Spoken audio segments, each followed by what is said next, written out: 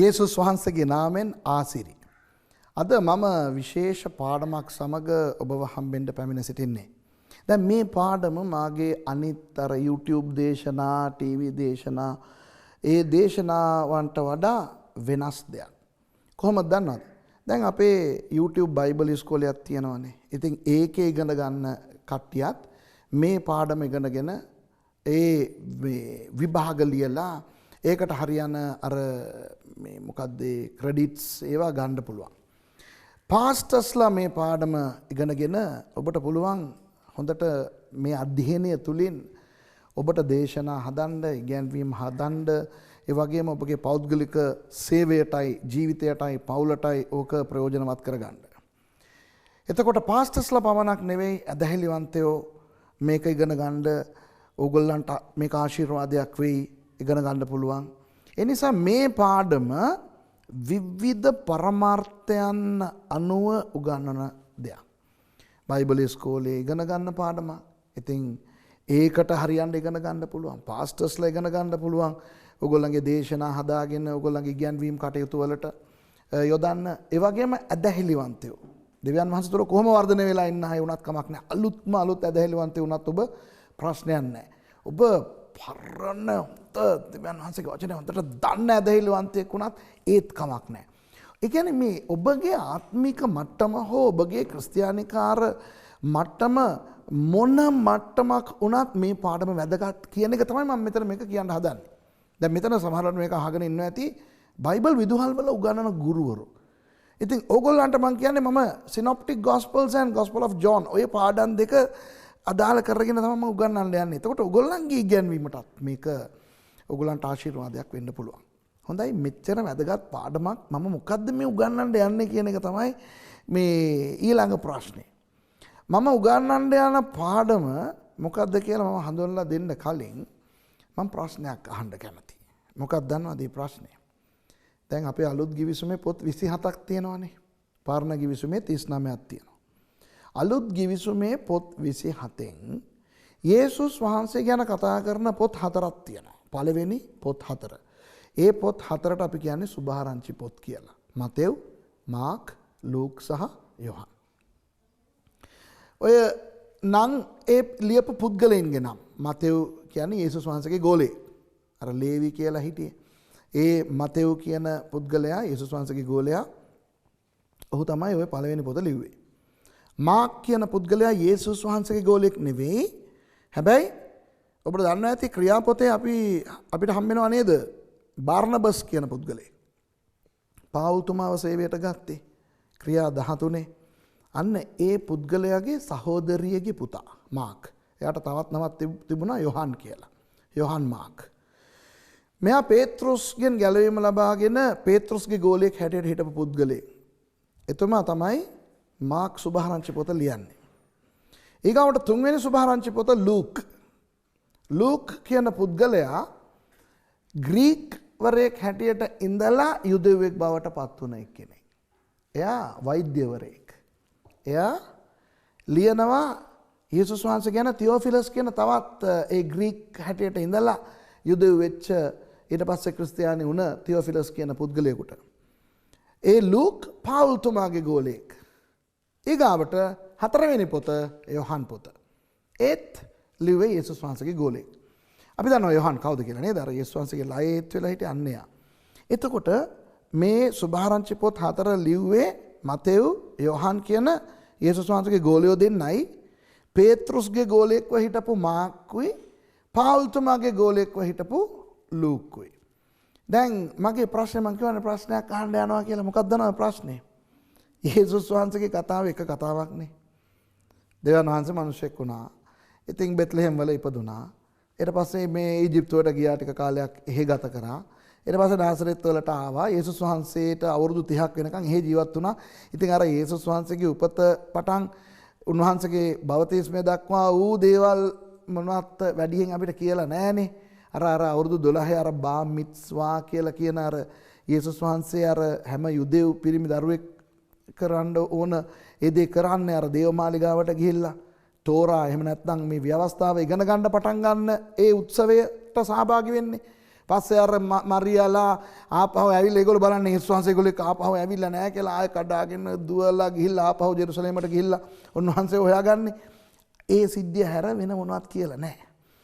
හැබැයි යේසුස් වහන්සේ සේවයට එනවත් එක්කම බෞතිස්ම ගත්තත් එක්කම උන්වහන්සේ අවුරුදු 3මාරක් සේවය කරානේ කුරුසිපත් වෙලා නැවත නැගිටලා ඊට පස්සේ ස්වර්ගයට යනකම් වූ ඒ කාලය දක්වා වූ ඒ අවුරුදු 3මාර ගැන කතා කරනවානේ. ඔය ටික තමයි යේසුස් වහන්සේගේ කතාව නේද?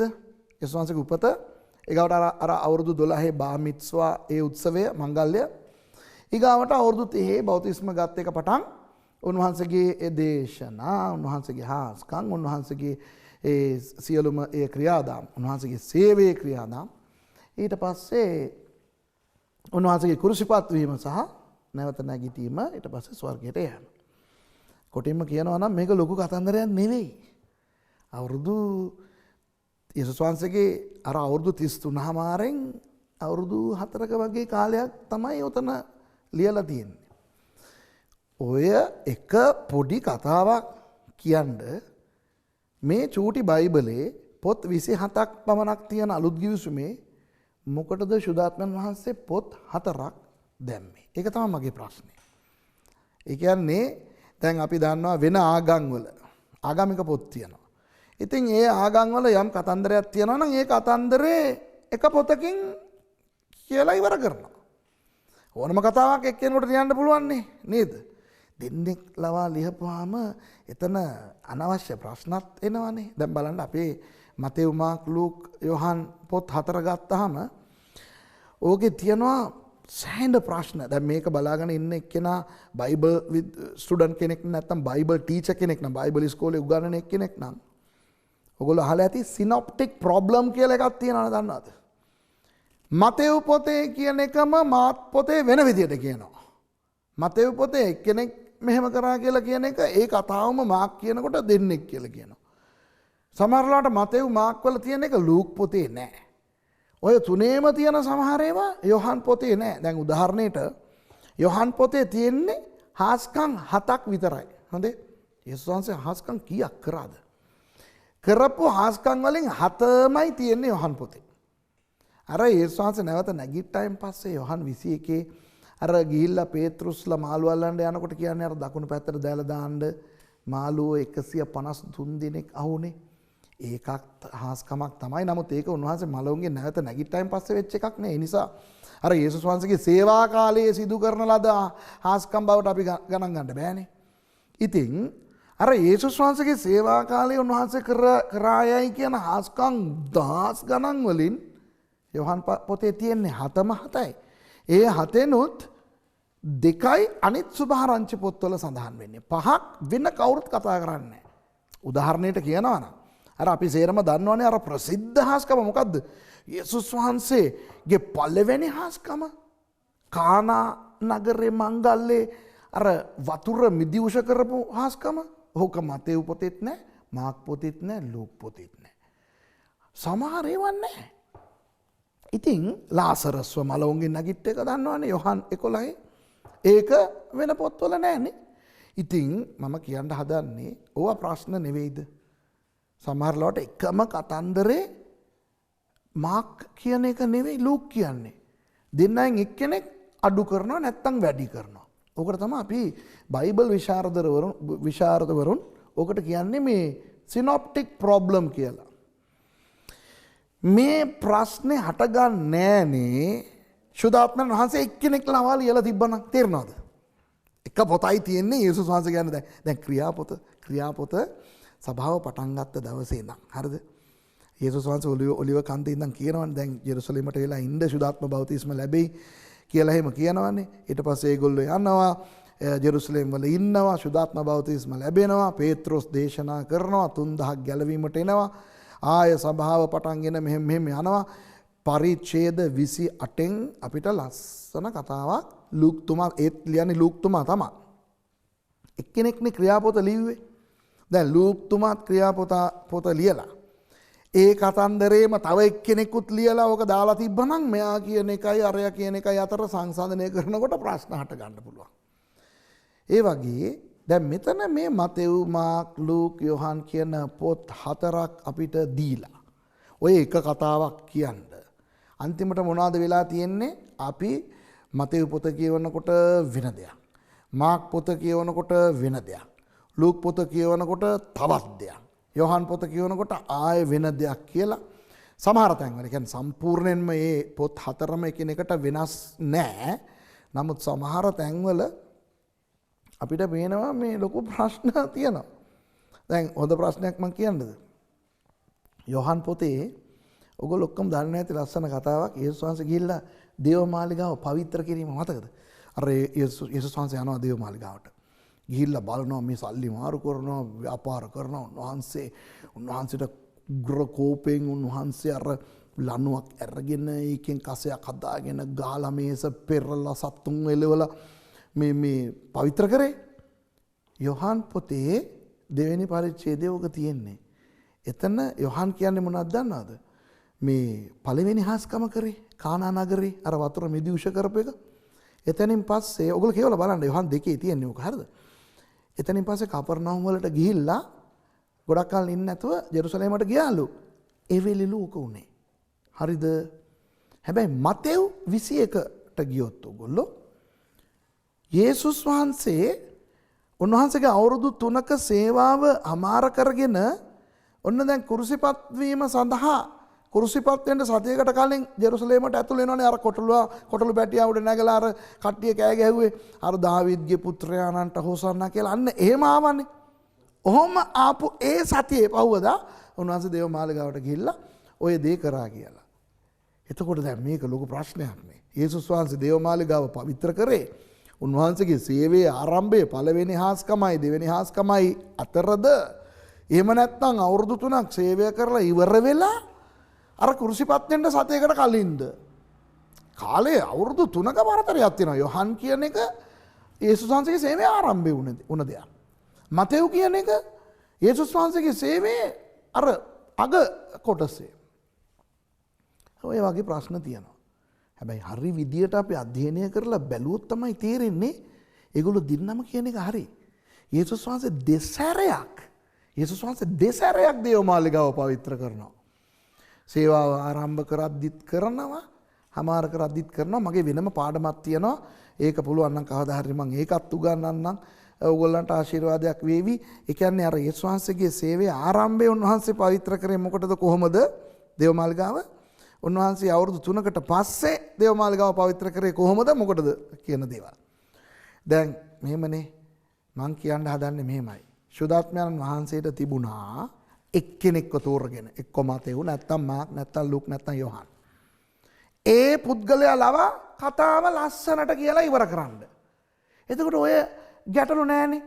යේසුස් වහන්සේගේ සේවාවේ ආරම්භයේදීත් මෙහෙම වුණා. ඔහොම කතාව කියාගෙන යනකොට අග කොටසෙත් ඔයගේ වුණා. ඔය විදියට ලස්සනට එක්කෙනෙක් ලවා ලියන්න තිබුණා. එතකොට මේ වගේ අර කැළඹිලිකාර අදහස් අපිට උදා වෙන්නේ නෑනේ. නේද? හැබැයි මිත්‍රවරුනි මෙහෙම ප්‍රශ්නයක් තියෙනවා.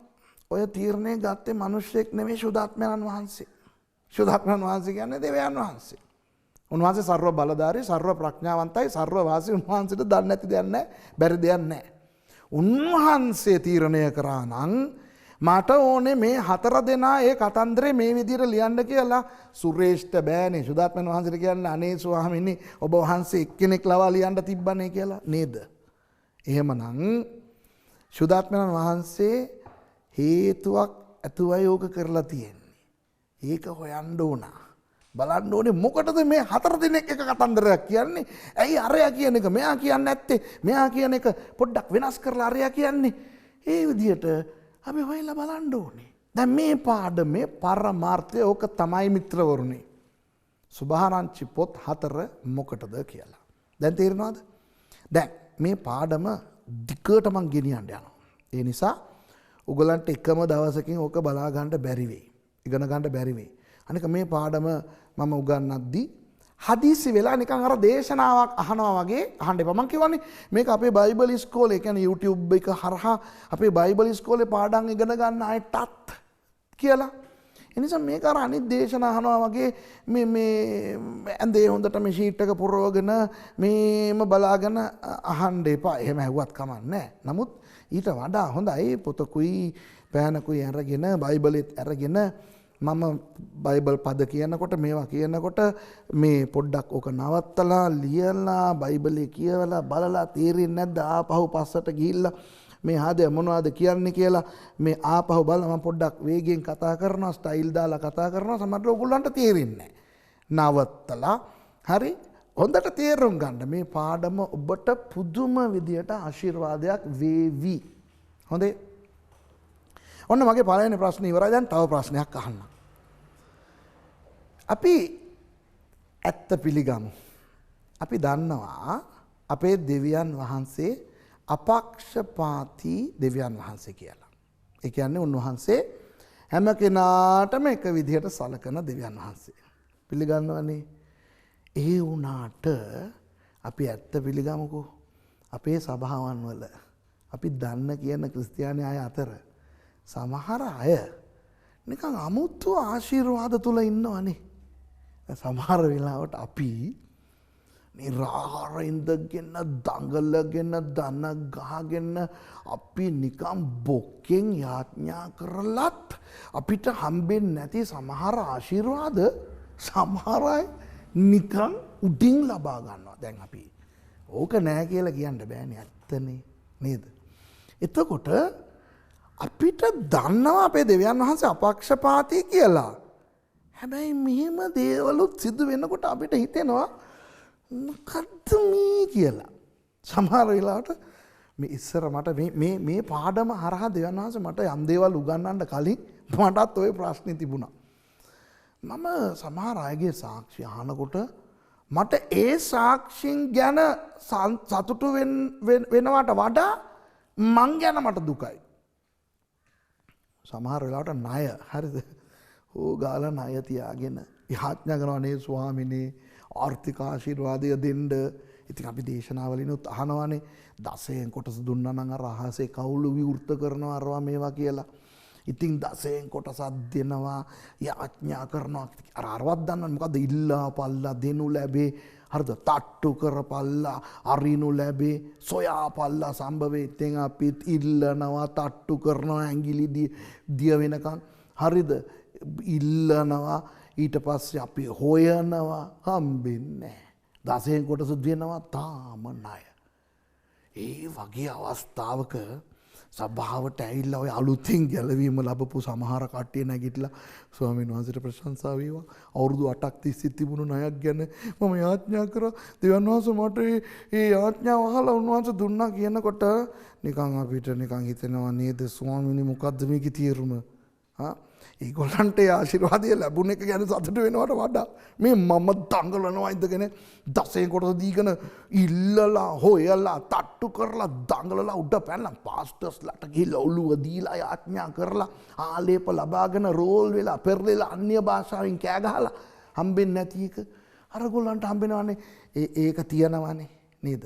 සේවයට ආපුවාම දැන් සමහර වෙලාවට සමහරු මැරි සේවය කරලත් ලබා ගන්න බැරි ප්‍රතිඵල සමහරු නිකන් ගන්නවා. ඉතින් අර පාස්ටර්ස්ලාට මේක මට දැන් මේ රහස දන්නවා. දැන් මේ පාඩම හරියට ඔයගොල්ලෝ ඉගෙන ගත්තා නම් මේක කරන්න පටන් ගත්තා නම් ඔයගලන්ට තේරෙයි මේ කොහොමද ආශිර්වාද ලබා ගන්න කියලා. දැන් මේ රහස උගන්නන මට දන්නවනේ. ඒකනේ මම උගන්වන්නේ ඔයගලන්ට. මම මේක අත්දකින නිසානේ ඔයගලන්ට උගන්වන්නේ. එතකොට මම යම් මට්ටමක හිටියානේ මගේ යාළු පාස්ටර්ස්ලා සමග යම් මට්ටමක මං හිටියානේ. ඉඳලා මාව දෙවියන් වහන්සේ උසස් කරලා ආශිර්වාද කරනකොට අරගොල්ලෝ බලනවා මේ මට කියන්නේ බාබුවා කියලා. මේ බාබුවා මේ එහෙම හිටපු බාබුවා දැන් මේම ඉන්නවනේ මොකක්ද මේකේ තේරුම කියලා. ඒක තමයි දැන් මෙතන මේ පාඩමේ රහස. දැන් ඔය වගේ තත්ත්වයක ඔබ ඉන්නවා නම් දැන් සමහරවිට මේ වැඩසටහන බලනවත් ඇති මේ බාබුවත් එක්ක හිටපු පාස්ටර්ස්ලා මචංලා. එහෙම මචං කෙනෙක් බලන් ඉන්නවා නම් මචං උඹටත් තමයි මචං කියන්නේ වරෙන් මං වගේ වෙමු. ඒක තමයි රහස. හරිද? මිත්‍රවරුනි මේ පාඩමෙන් මම ඔබට කියලා දෙන්න යන එක මොකක්ද දන්නවද මේ ප්‍රශ්නෙට උත්තරේ මම කියන්නද මොකක්ද කියලා. එකම යේසුස් වහන්සේ පිළිබඳව දෘෂ්ටි කෝණ 4කින් ශුද්ධාත්මයන් වහන්සේ අපිට කතා කරනවා. හරිද? යේසුස් වහන්සේ එක්කෙනයි. අපි ත්‍රිත්ව දෙවියන් වහන්සේ විශ්වාස කරනවා. ඒක වෙනයි. නමුත් අපි යේසුස් වහන්සේ ගැන කතා කරමුකෝ. යේසුස් වහන්සේ කියන්නේ එක පුද්ගලයෙක්. නමුත් උන්වහන්සේගේ පැති 4ක් තියෙනවා.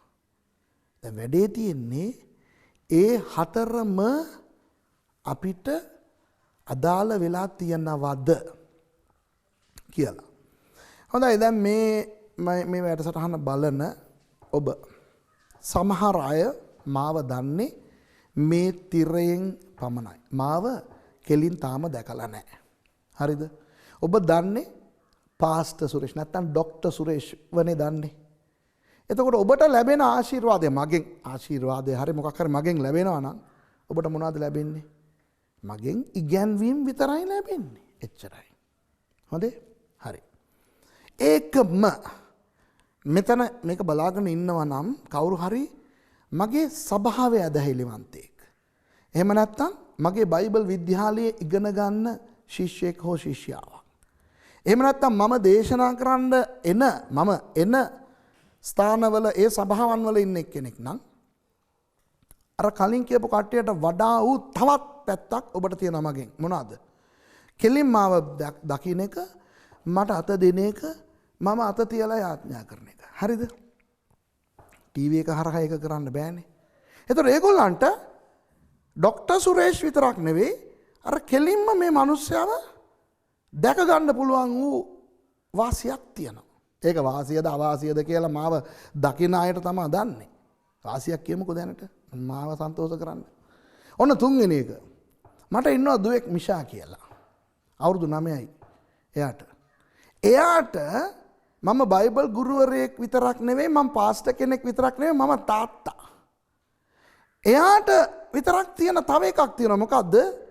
මම නිදාගෙන ඉන්නකොට මගේ ඇඟට එයා ගොඩ වෙලා මගේ කොණ්ඩෙන් ඇදලා කන්නෙන් ඇදලා ඩැඩි අරකද මේකද කියලා කියනවා නේද? අන්න ඒ පැත්තත් එයාට ලැබෙනවා මගෙන්. ඒතර මගෙන් ඇවිල්ලා අහනවා තාත්ති මට අරක දෙන්න මේක දෙන්න මම එයාට ඒවා දෙනවා. හොඳේ. එතකොට දැන් මම කියන එකම පුද්ගලයාගෙන් මේ වගේ පැති කිහිපයකින් කිහිප දෙනා වාසිය හෝ ආශිර්වාදය ලබා ගන්න පුළුවන් වගේම යේසුස් වහන්සේ කියන එකම දෙවියන් වහන්සේ නැත්නම් එකම පුද්ගලයා උන්වහන්සේගේ දේවල් 4ක් තියෙනවා. පැති 4ක් තියෙනවා. උන්වහන්සේගේ තනතුරු 4ක් තියෙනවා.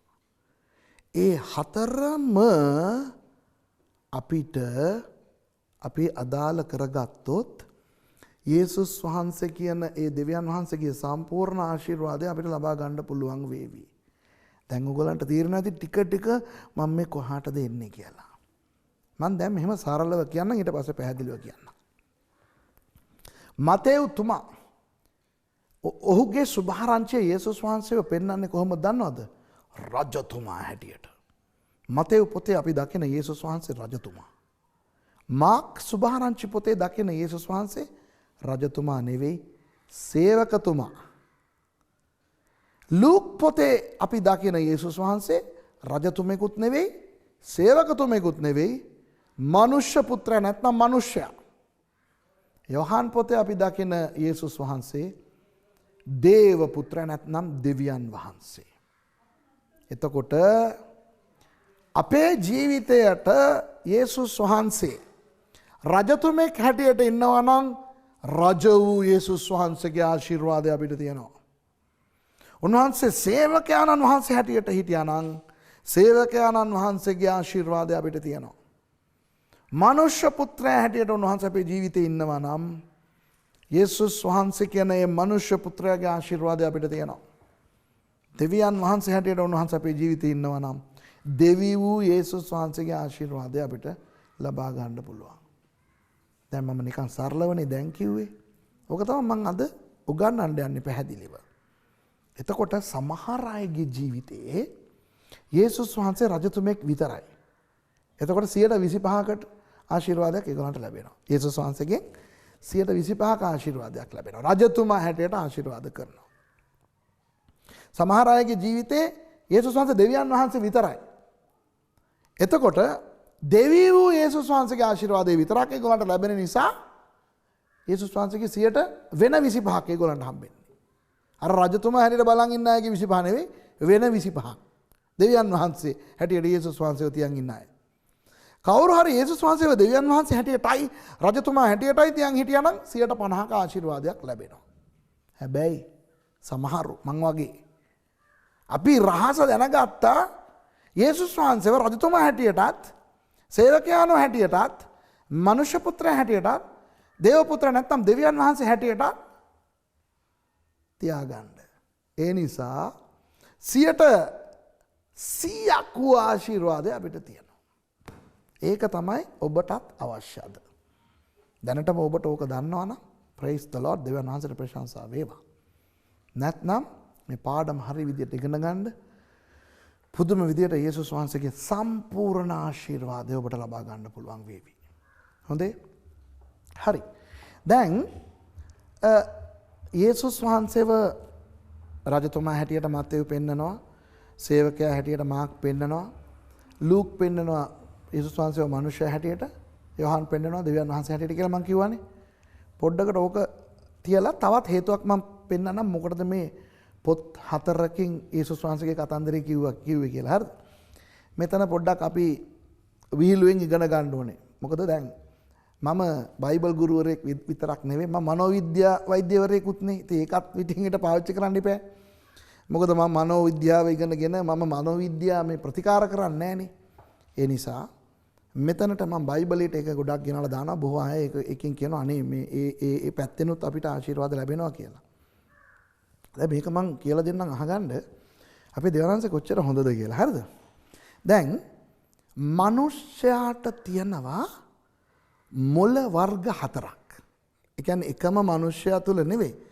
මනුෂ්‍ය සංහතිය ගත්තා නම් මිනිස්යන්ව ගත්තා නම් ඒගොල්ලන්ට තියෙනවා මොළ වර්ග 4ක්. හරිද? දැන් මම කියන්න යනවා මේ මොළ කොහොමද වැඩ කරන්නේ කියලා. එතකොට ඔබ තේරුම් ගන්න ඔබ හිතා ගන්න පුළුවන් ඔබ කොයි කොටාසයටද අයිති කියලා. වැඩේ තියෙන්නේ ඔබ යම් කොටාසයකට අයිති නම් අර අනිත් වර්ගයේ මොළ තියෙන අයව බලනකොට ඔබට hinaයයි. එහෙම නැත්තම් එපා වෙයි. හරිද? කොහොමදත් අර එක විදිහේ මොළයක් තියෙන අයට අර අනිත් විදිහේ මොළේ තියෙන අයව එච්චර දිරවන්නේ. හරි? ඒ වුණාට ඉතින් කරන්න දෙයක් නැහැ. දැන් මේක කියනකොට ඕගොල්ලෝ හිතනවා නේ මොගී මුලි මේ වගේ නේ කියලා ඕගොල්ලෝ හිතුවා නම් දුක් වෙන්න එපා. දෙවියන් වහන්සේ දන්නවා කාටද මොන වගේ මොලයක්ද දෙන්න ඕනේ කියලා. ඒ නිසා දෙවියන් වහන්සේ දුන්න එකනේ. ඒ නිසා ඒ කියන්නේ දුක් වෙන්නත් එපා. ඔය වගේ මොළ වර්ග තියෙන තවත් කාට හරි අපහාස කරන්නත් එපා. ඉතින් මේක ඒකට කියලා දාලා පෙන්නන්න එපා. බලන්න මේ කියනවා අන්න ඔයාගේ වගේ මොලේ තියෙන කට්ටිය කියලා ඒව මොනවත් එපා.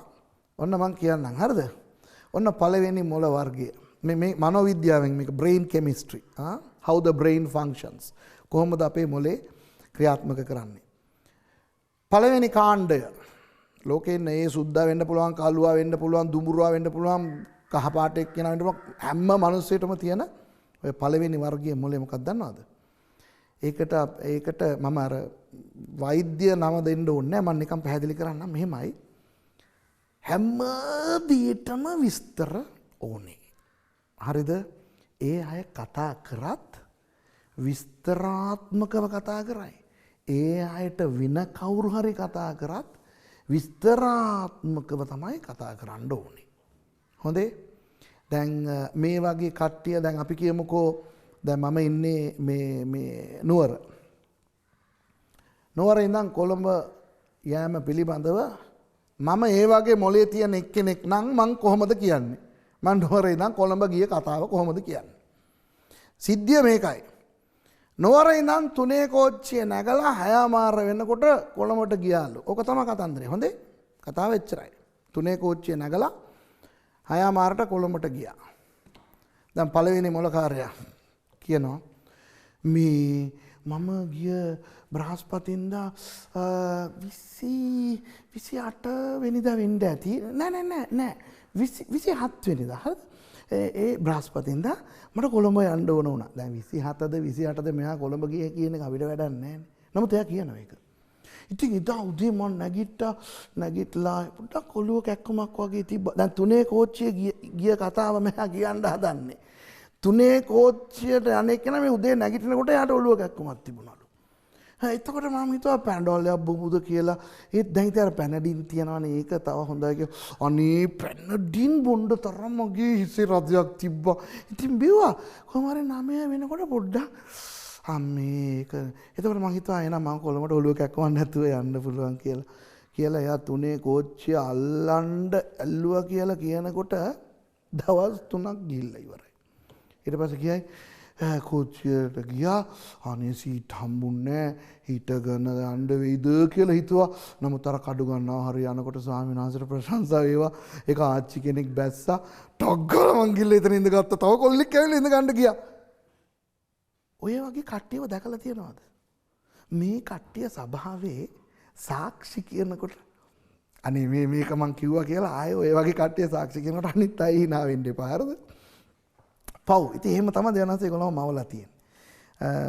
පාස්ටර් කියයි මේ අද අපිට විශේෂ දේශකයෙක් ඇවිල්ලා ඉන්න නිසා කෙටියෙන් සාක්ෂි කියන්න සාක්ෂි 3කට අවස්ථා දෙනවා.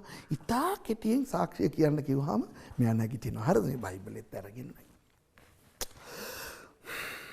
දැකලා තියෙනවද ඒ කට්ටිය මේ? ස්වාමීන් වහන්සේට ප්‍රශංසා වේවා. අද ඉතා කෙටියෙන් මගේ සාක්ෂිය බෙදා දෙන්න දෙවන් වහන්සේ දුන් ඒ ප්‍රස්තාව නිසා ඒක කියනකොටම සාක්ෂිය කියලා ඉවර කරන්න තිබ්බා. මේ අයට බෑ කෙටියෙන් කතා කරන්න. ඊට පස්සේ කියයි ඒ සාක්ෂිය අහලා ඉවර වෙනකොට මොකක් හරි උණක් තිබිලා ඇති. ඒ උණ සනීප වෙලා ඇති. සරල දෙයක්. මේගොල්ලෝ මොනවද කරන්නේ? ඒ විදියට ඇදලා කියනවා. ඇදලා කියනවා. අහන් ඉන්න කට්ටියට අර අනිත් මොලකාරයන්ට හරි අමාරු. දැන් පොඩ්ඩක් ඉන්න. දැන් මෙහෙමයි.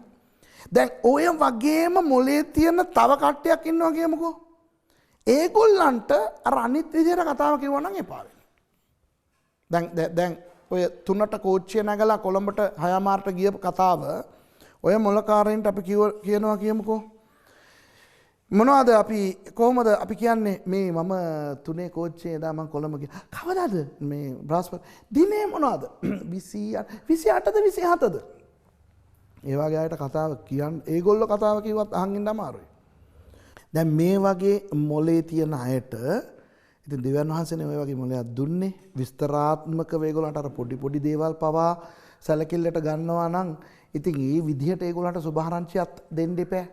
ඒ නිසා දෙවියන් වහන්සේ මොනවද කරේ? මතෙව්තුමාව පාවිච්චි කරා ඒ වගේ මොලේ තියෙන අයට සුභාරංචිය දෙන්න. දැන් මම මතෙව් පොත කොහොමද පටන් ගන්න කියලා උදාහරණ කිහිපයකින් මම ඔබට පෙන්නන්නම්.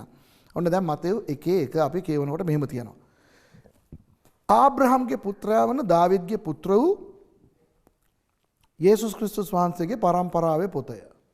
ඕක ඔය වගේ අයට කිව්වම ඒගොල්ලෝ එහෙමනේ ආබ්‍රහම්ගේ පුතා දාවිද් නෙමෙයි අපි දන්නවා ආබ්‍රහම්ගේ පුතා ඊසාක්. මේ මොනවද මේ ආබ්‍රහම්ගේ පුතා දාවිද් කියන්නේ? දාවිද්ගේ පුතා යේසුස් කියලා කියන්නේ. යේසුස්ගේ තාත්තා කියන්නේ මරියතුමිගේ මහත්තයාගේ නම ජුසේතුමා. ඉතින් කියලා ඒ නිසා තමයි දෙවෙනි පදේ කියලා තියෙන්නේ. හරි. ආබ්‍රහම්ට දාව ඊසාක් උපන්නේය. ඊසාක්ට දාව යාකෝබ් උපන්නේය. යාකෝබ්ට දාව යූදාද ඔහුගේ සහෝදරියෝද උපන්නේය කියලා අර විදියට ලයිස්තුව කියාගෙන යන්නේ. දැන් තේරෙනවද අර පොඩි මතේ පොතේ ඔයගොල්ලන්ට බලා ගන්න පුළුවන් පොඩි දේවල් tie. ඔන්න තව එකක් කියලා කියන්නම්. හරිද? මතේ 5ට ගියොත් 5 තියෙන වෙන මේ වගේ කතන්දරයක්. උන්වහන්සේ සමූහයන් දැක කන්දට නැගුණසේක උන්වහන්සේ හිඳගත් කල්හි උන්වහන්සේගේ ගෝලය උන්වහන්සේ වෙතට අවය එවිට උන්වහන්සේ මුඛය හැර ඔවුන්ට උගන්වමින් මෙසේ කීසේක. තේරෙනවද ඔයගලන්ට? ඒ කියන්නේ යේසුස් වහන්සේ මේ ආයව දැක්කලු, ඊට පස්සේ කන්දට නැග්ගලු, ඊට පස්සේ ඉඳගත්තලු, එතකොට ගෝලයෝ ළඟට ආවලු, එතකොට යේසුස් වහන්සේ කට ඇරලා කතා කරාලු. අර නිකන් අර පොඩි ළමයින්ට කියන විදිහට සුදාත්මයන් වහන්සේ කියන්නේ අර විදිහ අර විස්තරාත්මක මොලේ තියෙන අයට ඕක උගන්වන්න ඕන නිසායි. ඒ නිසා මේ දෙවියන් වහන්සේ ඒ වගේ මොලේ තියෙන අයට ආදරේ. ඔන්න දෙවෙනි මොළ වර්ගය ගැන දැන් කතා කරන්න. දෙවෙනි මොළ වර්ගය මොන වගේ අයටද දන්නවද? මං වගේ අයට. හරිද? මේ කහන්ඩියට තමයි මං වගේ අය අයිති. හදිසිකාරයෝ. අපි මේ දෙවෙනි මොළේට අයිති අය විස්තරාත්මකව කතා කරන්නත් කැමති නෑ. විස්තරාත්මකව කවුරු හරි කතා කරනවටත් කැමති නෑ. ඒකයි මං කියන්නේ මම මේ වගේ සේවයක් කරන එක හාස්කමක්. මොකද මට ජීවිතේට මේ වගේ කතා කරන්න කැමති නෑ. ඉඳගෙන පැහැදිලිව අකුරෙන් අකුරට කතා කරන්න ආසා කරන පුද්ගලයෙක් නෙවෙයි මං. එතකොට මම කියනවා නම් කොහොමද ඔය කතාව කියන්නේ? මේ එදා කොළඹ ගියා. කවදාද? හරි ඉතින් මට හිතෙන් හිතනවා කවදාද කියන එක වැඩක් නැහැ නේ. කොළඹ ගියා. මොකේද ගියා? කොච්චියේ. කීයේ කොච්චිය? තුනේ කොච්චියේ. කීයටද එහාට ගියේ? 6:00 අපිට ආස නැහැ අර විස්තර දෙන්න. මං උදේ නැගිට්ටා. එතකොට ඌනේ කෑ ගැහුවා. මට කැස්සක් ආවා. වතුර බිව්වා, තේ බිව්වා, ප්ලේන්ටි සීනි අඩුයි. ඒවා කියන්න අපිට ආස නැහැ. එතකොට අපේ වගේ අයට සුභාරංචිය කියන්න එන කට්ටිය මේ ආබ්‍රහම්ට ඊසක් කියලා පුතෙක් හිටියා, ඊසක්ට යාකෝබ් කියලා පුතෙක් හිටියා. අපි කියනවා අනේ මේ අපිට ආබ්‍රහම් වැඩක් නැහැ, ඊසක් වැඩක් නැහැ, යාකෝබ් වැඩක් නැහැ. මොකද්ද ඕගලන්ට දැන් වෙන්න ඕනේ? කෙටියෙන් සුභාරංචිය කියන්න.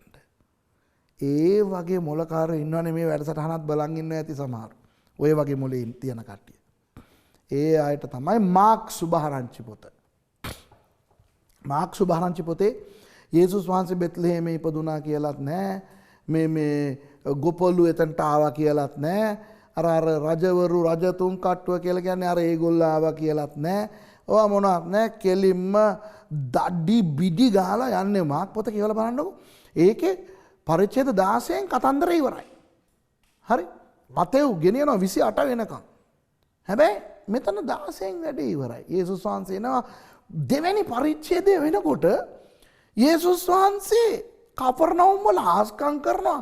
අර වහල ගලවගෙන අර ලාදුරු රෝගියාව බස්සනවා. මේ ලාදුරු රෝගියෙක් නෙමෙයි මොකද්ද රෝගියෙක්. හරිද? බස්සනවා. ඒ මනුස්සයාට යේසුස් වහන්සේ සුවය දෙනවා. එතකොට ඔයගොල්ලෝ බලන්න පුළුවන් මාක් සුභාරංචි පොතේ යේසුස් වහන්සේ මෙතන ඉන්නවා කපර්නවුම් වල. හිටපු ගමන් අර පැත්තට යනවා. හිටපු ගමන් ජෙරුසලේමේ. හරිද? ඒ කෙනෙහිම ඒ වගේ අර හදිසියෙන් දුවන පොතක් තමයි මාක් සුභාරංචි පොත. ඒ නිසා අර මතෙව් මේම 3 දිනක් ආවා, ඒගොල්ලෝ ඇවිදගෙන ආවා, හිටගත්තා, ඉඳගත්තා, යේසුස් වහන්සේ කට ඇරියා. එයා ඒවා කියනකොට මාක් හාස්කම් 4-5ක් කතා කරලා ගිහිල්ලත් ඉවරයි. තේරෙනවද? දැන් මේ වගේ කට්ටිය මේ අපි දන්නවා අපි අතර ඉන්නවා ඇති. ඔන්න දැන් 3 වෙනි වර්ගයේ මොලේ. මේ මොලේ තමයි මේ වගේ මොලකාරයෝ ඔයගොල්ලෝ හිටියා නම් මම මෙහෙම කියනවට තරහ වෙන්න එපා. මොකද මම අර මාක් සුභාරංචි ඒ ටයිප් මොලේනේ, හදිසි මොලේනේ. ඒ නිසා මේ අනිත් දැන් මං කියන්න යන 3 වෙනි වර්ගයේ මොලේ ගැන මං කියන එකට ඔයගොල්ලෝ තරහ වෙන්න එපා. මං කියන්නේ ඔකට තමයි පඬිත මොලේ. සමහරු ඉන්නවා ටිකක් අර මතෙව්ලගේ මොලේ අර ඒ වගේ විස්තරාත්මක තමයි. හැබැයි අර විස්තර අනවශ්‍ය විස්තර ඒගොල්ලන්ට ඕනේ. ඒගොල්ලන්ට ඕනේ අර දැන් 3 කෝච්චිය ගියාද? මොකක්ද ඒක? ඉන්ටර්සිටි යක්ද නැත්නම් ස්ලෝ ට්‍රේන් එකක්ද නැත්නම් එක්ස්ප්‍රස් එකක්ද? විස්තර දෙන්න ඕනේ. හැබැයි අර නිකන් අර කැස්සක් ආවා පැනඩෝල් බිව්වා ඒ වගේ නෙවෙයි. අර නිකන් 3 කෝච්චිය ඉන්ටර්සිටි යක්ද? හරි. එතකොට දැන් කීයද ඉන්ටර්සිටියට ගන්නෙ? AC දාලා තියනවද? මොකක්ද හොඳ වේගයෙන් යනවද? නවත්ත යනවද? 6:00ට ගියාද? පැය 3:00ක් යනවද? අර ඒ වගේ. දැන් ඒ අය සනීප නැති වුණාම මෙහෙම කියයි. අනේ මේ වගේ ඔයගොල්ලෝ හිටියනම් තරහ වෙන්න එපා. හරිද? තරහ වුණත් කරන්න දෙයක් නැහැ. මං කියන්න ඕන ටික කියන්න ඉබේ. දැන් ඔයගොල්ලන්ට සේම හැදුනහම ડોක්ටර් ළඟට ගිහිල්ලා එනවනේ. දැන් ඔය වගේ කට්ටියකින් ඇහුවොත් එහෙම ඇයි මේ සනීප නැතිනවාද? ඕ මට නිකන් මේ කෝෆ් එකක් ඇවිල්ලා මං ડોක්ටර් ළඟට ගියා. ડોක්ටර් කිව්වා මෙනින්ජයිටිස් වෙන්න ඇති කියලා. මට ඇන්ටිබයොටික්ස් ටිකක් දුන්නා. ඇමොක්සිසිලින් එපා කියලා කිව්වා. ඉතින් එරිත්‍රොමයිසින් එකේ හાર્ට් බර්න් එනවනේ. ඒ නිසා වෙනම මේ ඇම්පිසිලින් රිලේටඩ් ඩ්‍රග් එකක් දුන්නා. අහලා තියෙනවද මේ කට්ටිය? ඒගොල්ලෝ කියන්නේ මොනවද දන්නවද? දොස්තර මහත්තයා ළඟට ගියාලු. එයා බෙහෙත් දුන්නාලු. ඔය ටික තමයි ඔය විදිහට කියන්නේ. හරි අහන් ඉන්නේ කෙනාට මෙනන්ජයිටිස් උද්දන්නේ ඇමොක්සිසිලින් උද්දන්නේ එරිත්‍රොමයිසින් උද්දන්නේ. ඉතින් මේක හොඳ නැති දෙයක්ද? නෑ. මේක ඍණාත්මකව නෙමෙයි මම කියන්නේ. මේ විදිහේ මොළය තියන අයට දෙවියන් වහන්සේ තමයි මොළය දීලා තියෙන්නේ. ඔය වගේ අය තමයි දොස්තරලා වෙන්නේ. හරිද? ඔය වගේ අයට තමයි පුළුවන් අර මේ පන්ති ඉගෙන ගන්නකොට හැම දෙයක්ම ධාරණය කරගෙන අර ඒගොල්ලෝ තමයි අර හොඳ දොස්තරවරු වෙන්නේ. ටෙක්නොලොජි පැත්තෙන් තාක්ෂණ පැත්තෙන් වර්ධනය වෙන්නේ. මේගොල්ලෝ තමයි උගතුන් වෙන්නේ. ඇයි? මේගොල්ලෝ පොත් අරගෙන කියවනවා. මේ ටීවී එකෙත් නිකන් ටෙලි ඩ්‍රාමා ටෙලි නාට්‍ය බලන්නේ නැහැ. ඒගොල්ලෝ බලන්නේ ඩිස්කවරි අර මේවා නැෂනල් ජියෝග්‍රැෆික් ඒ වගේ. ඒගොල්ලෝ ගොඩක් පත්තර කියවනවා. අර ඒගොල්ලන්ගේ මොලේ ගොඩක් දේවල් දාගන්න ඔක්කොම අර වැදගත් කරුණු. හරිද? ඉතින් ඒ වගේ අයටත් දෙවියන් වහන්සේ ආදරේනේ. මම ඒ වගේ නෙවෙයි. මං අර මාක් වගේ. මේ අයටත් දෙවියන් වහන්සේ ආදරේනේ. ඒ නිසා දෙවියන් වහන්සේ දොස්තර මහත්තයෙක් ලාවාම සුභාරංචිය ලිව්වා මේගොල්ලන්ට. කවුද දොස්තර මහත්තයා? ලූක්තුමා. දන්නවද ලූක්තුමා දොස්තර මහත්තයෙක්? මේ බයිබලයේ කියලා තියෙනවා ක්‍රියාපොතේ පාවුල්තුමා සමග ලූක් සේවයට ගියා කියලා අපිට කියලා තියෙනවා. පාවුල්තුමා ලූක් ගැන කියද්දී අපිට ප්‍රේමවන්ත වෛද්‍යවරයා කියලා කියනවා. ඉතින් ලූක්තුමා වෛද්‍යවරයෙක් කියලා දන්නවා. ඉතින් ඒකට මම පොඩ්ඩක් පසුබිම් සොයා ගැනීම ටිකක් මම සොයා බැලුවා. මෙන්න මේකයි ලූක්ගේ කතාව. ලූකෝස් එයාගේ නම ලූකෝස්. එයා ග්‍රීක්වරයෙක්. නමුත් එයා යුදෙව්වෙක් බවට හැරුණා. ප්‍රොසලයිට් කියලා අපි කියන්නේ. ඒ වගේ අන්‍ය ජාතියෙක් හැටියට ඉඳලා අන්‍ය ජාතිකයෙක් යුදෙව්වෙක් වුණාම කියන්නේ අපි ප්‍රොසලයිට් කියලා. එහෙම ආපු මේ ලූක් වෛද්‍ය විද්‍යාව ඉගෙන ගන්න ගියානේ ඒ කාලේ තිබුණු වෛද්‍ය ඉස්කෝලේට. එතකොට එයත් එක්ක ඉගෙන ගත්ත එක්කෙනා තමයි තවත් ඔය වගේම ග්‍රීක්වරයෙක් හැටියට ඉඳලා යුදෙව්වෙක්වරයෙක් වුණු තියෝෆිලස් කියන එක්කෙනා.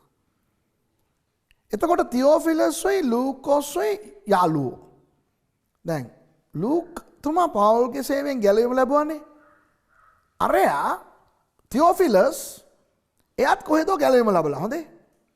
දැන් දොස්තර මහත්තයෙක් ගැලවීම ලැබපුවාම මේ සල්ලි තියෙන කෙනෙක්නේ දොස්තර මහත්තයා. දැන් එයා ළඟට කඩාගෙන දුවන මිනිස්සු එයාව ශක්තිමත් කරන්න. සමහරු ගිහිල්ලා කියනවා මේ ඔයා ගැලවීමට එන්න අපි තමයි යාඥා කරේ අරකද මේකද කියලා. ඉතින් අපි ඔයාව ශක්තිමත් කරන්න ඕනේ අපේ පල්ලියට එන්න කියලා. ඉතින් මෙයා තියෝෆිලස් බලනවා හරි ඉතින් කියන්නකෝ තව පොඩ්ඩක් මට උගන්වන්නකෝ කියනකොට ඒගොල්ලෝ අමුතු විදිහට උගන්වනවා. ඒගොල්ලෝ ගියාම තව කට්ටියක් එනවා. ඒගොල්ලෝ ඇවිත් කියනවා මේ තියෝෆිලස් දොස්තරතුමා මේ ඔයා වෙනුවෙන් අපි මෙහෙම යාඥා කරා ඔයාට ඔයා ගැලවීමට එන්න ඕනේ කියලා අපි මෙහෙම කරා කියලා ඒගොල්ලෝ තව එකක් උගන්වලා මෙන්න මේ පත්‍රිකා ටික කියවන්නකෝ කියලා දීලා යනවා. ඉතින් මේ සල්ලිකාර දොස්තර අදත් ඒ වගේනේ නේ. අදත් ඒ වගේනේ. දොස්තර මහත්තයෙක් පෙරක දෝරු කෙනෙක් එන්ජිනියරු කෙනෙක් ගැලවීම ලබලා ආපුවාම පාස්ටර්ලා ගොඩ දෙනෙකුටයි අදහිලවන්තින්ටයි මේ මිනිස්සු ගැන පුදුම ආදරයක් තියෙන්නේ. සල්ලකලා බලනවා පල්ලියට ආවේ නැත්තම් හොයාගෙන යනවා.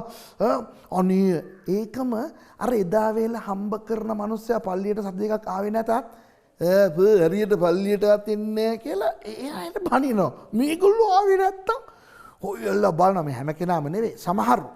හරිද? දැන් හොඳ වෙලාවට මේ සමහරු මේ වැඩසටහන බලාගෙන නෙවෙයි ඉන්නේ. නිසා බය වෙන්න එපා. හරිද? ඔය වගේ තමයි එදත් තියෝෆිලස් දොස්තර මහත්තයෙක්නේ. දොස්තර මහත්තයෙක් ගැලවීමට ආපුවාම එක එකා දැන් ගෙදර ගිහිල්ලා දොස්තර මහත්තයාට කියන්න හදනවා අපි ඔයා වෙනුවෙන් යාඥා කරා සුවාරංචිය මෙහෙමයි අපේ පල්ලියට එන්න. එයාට එපා වුණා. ඒ නිසා ලූක්තුමා කියනවා බලන්න ලූක් පළවෙනි පරිච්ඡේදයේ මම කියවන්නම් මොකද්ද ලූක්තුමා මේ කියන්නේ එතුමාගේ මේ ඒ ප්‍රබන්ධය ලියන්නේ ඒ ලියුම ලියන්න තියෝෆිලස්ට එයා මෙන්න මෙහෙම කතාවක් කියනවා. දොස්තර මහත්තයා අනිත් දොස්තර මහත්තයාට කියනවා අති උත්තම වූ තියෝෆිලස්නි පාඨාන් ගැන්මේ සිට ඇසින් දුටුවාවුත් හා වචනයේ සේවකයන්ව සිටි අය විසින් අපට දන්වා දුන් ප්‍රකාරයට අප අතරෙහි ඉෂ්ට වී තිබෙන කාරණා ගැන කතා වස්තුවක් රචනා කරන්නට බොහෝ දෙනෙකු විසින් පටන්ගෙන තිබෙන බැවින් ඔබ යමක් ගැන ඉගෙනීම ලැබුවේහිද ඒ කාරණාවල සත්‍යකම ඔබ විසින් දැනගන්නා පිණිස මමත් මුලපටන් ක්‍රමයට සියලු කාරණා හරියාකාර විමසා බලා ඒ දේ පිළිවෙලින් ඔබට ලියා එවීම සුදුසුයයි සිතුවෙමි කියලා කියනවා. දැන් ඔක අපේ භාෂාවෙන් කියන්නද? ඔන්න යාළුවෝ හරිද? මේ දෙන්න යාළුවෝ. Doctor Luke doctor Theophilus. දැන් ලූක් කියනවා තියෝෆිලස්ට මචං දැන් උඹ ගැලවීමට ආවනේ. දැන් උඹට එක එක ඇවිල්ලා එක එක කතා කියලා උඹේ ඔළුව අවුල් වෙනවනේ. අහන්න එපා බා. දැන් මමත් උඹ වගේනේ. මම පාවුල්ගෙන් ගැලවීම ලැබලා පේත්‍රුස්ලා පාවුල්ලා මතෙවුස්ලා බර්තලොමේවුස්ලා තෝමස්ලාව මම ආශ්‍රය කරානේ. මම පටන් ගැන්ම සිට අවසානය දක්වා හොයලා බලපු එක මම උඹට ලියලා දෙන්නම් මචං මේක විතරක් කියවපන්. ඔය අනම්මනම් එක එකාගේ ඔය පත්‍රිකා එක එකාගේ මේ සංගරා එක එකාගේ රචනා කියවන්න එපා. ඒක මගේ භාෂාවෙන් කිව්වේ දැන් කියවප එක. තේරෙනවද? දොස්තර මහත්තයා තවත් දොස්තර මහත්තයෙකුට පැහැදිලිවම ලියනවා. ඒ නිසා ලූක් පොත කියවුවොත් දොස්තර භාෂාව ඔකේ තියෙයි. අර මං ඉස්සෙල්ලා කිව්වේ මෙනන්ජයිටිස් තිබ්බලු අර ඒ වගේ අර දොස්තර ඔකේ තියෙන ග්‍රීක් දොස්තර භාෂාවෙන් තියෙන්නේ. ඒතර ලූක් සුභාරංචිය කියවනකොට ඒ විදිය මොලේ තියන අයට හොඳටම ධාරණය කරගන්න පුළුවන් විදියට තමයි ඔක තියෙන්නේ. ඒ වගේ අයට මාක් පොත කියවනකොට අඩුවක් දැනේවි. මොනවද මේ නිකන් හදිස්සියෙන් කතා කරගෙන යන්නේ කියලා. දැන් ඔයගලන්ට තියෙනවද මේ මොළ වර්ග තුන? විස්තරාත්මක දේවල් හොයන මොලේ, හදිසි මොලේ, අර තාක්ෂණ අධ්‍යාපන අර ඒවා හොයන මොලේ. දැනටමත් ඕගොල්ලෝ දන්නවා ඇති ඕගොල්ලන්ගේ මොලේ මොන වගේද කියලා. තවත් මොළ වර්ගයක් තියෙනවා අවසාන හතරවෙනි මොළ වර්ගය. මේක පොඩ්ඩක් භයානක මොළ වර්ගයක්. ඕකට තමයි කියන්නේ අපි ආත්මික මොලේ කියලා. ක්‍රිස්තියානි විතර නෙවෙයි. මේක මනෝවිද්‍යාවෙන් මම කියන්නේ.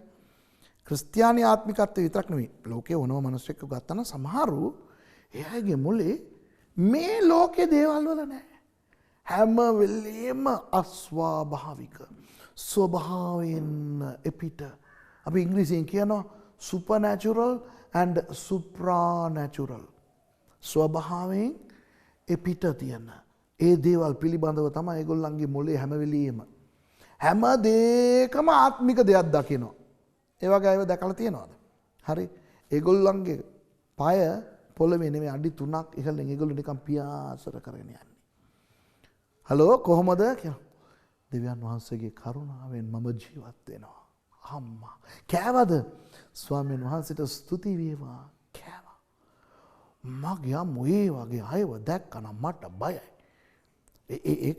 ඒක මේ හොඳ නෑ කියලා කියන්නේ අර මගේ මොලේ ඒක නෙවෙයි නිසා මං කියන්නේ. හරිද? ඒ වගේ අය නැගිටලා සාක්ෂි කියනකොට මට අඩේ මම ගැලවීමවත් ලබලද කියලා මට හිතෙනවා. ඇයි දන්නවද? මම යාඥා කරා දේව දූතයෙක් ඇවිල්ලා මං ළඟ හිටගත්තා. මම බයිබලයේ පෙරළුවා. ස්වාමීන් වහන්සේ මට කිව්වා මේක කියවපන්.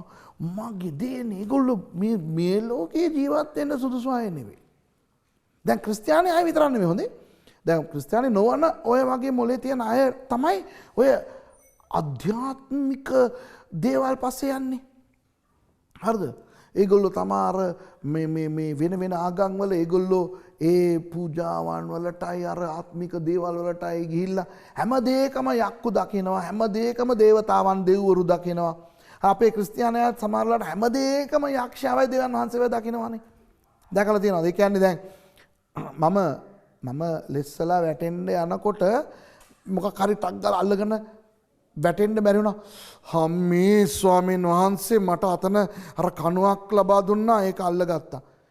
ස්වාමීන් වහන්සේ ලබා දුන්නා නෙවෙයි කණුව එදා ඉඳන් තියෙනවා එතන. එතන වැටෙන්න ගියා අල්ලගත්තා. හරි. සමහර අය තෙලට ගිහිල්ලා ලෙඩ ඇදගෙන යකා දුන්නා කියනවනේ දන්නවද ඒව? හරිද? සමහර වෙලාවට අපි කන කෑම අපිට කොලෙස්ටරෝල්, රුධිර පීඩනය, හරිද? දියවැඩියාව ඇති කරනවා.